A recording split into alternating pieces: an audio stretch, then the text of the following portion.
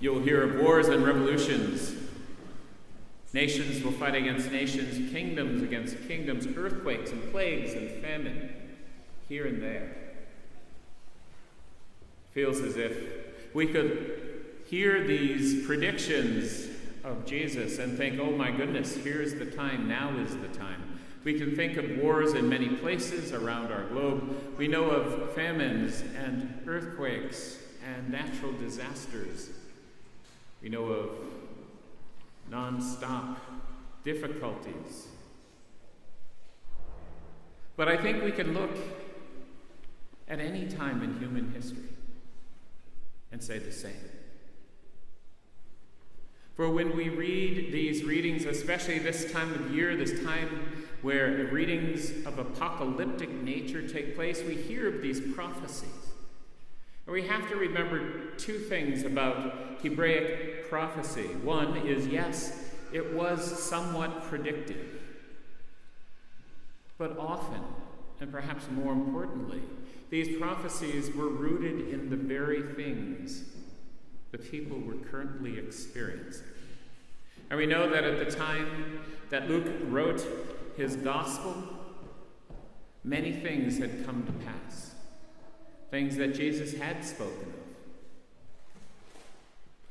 We know that when Luke was writing the gospel, the temple, the third temple, the one that Herod had started to rebuild before Jesus' birth, that was finished only 6 years before it was destroyed. We know that that temple was awesome, covered with plates of gold that reflected the Mediterranean sun, that it was impossible to look at.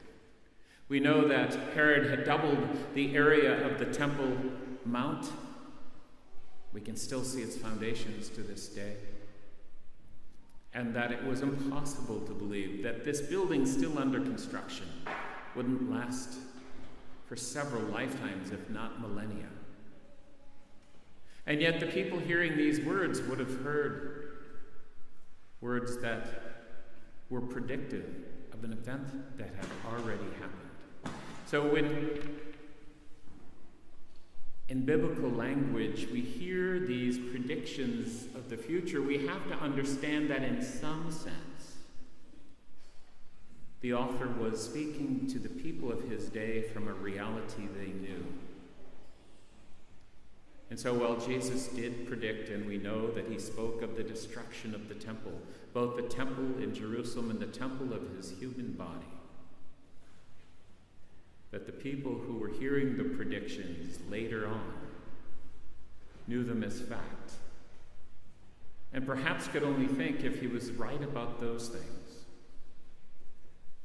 what about the fullness of what he spoke? The prophet Malachi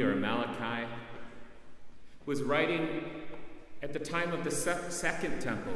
Israel had returned from exile. They were allowed to rebuild, and they had rebuilt their temple, which had been destroyed. And by about 515 BC, things were in place. Their religious practices were happening. But they weren't happening well, for they were simply ritual.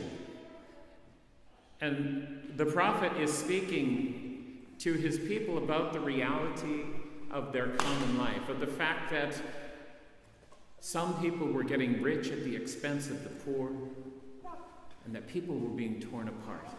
And in this, he preaches this image of the Son of Justice, the righteous one who would come, and in the day of the Son of Justice, the day of the Lord,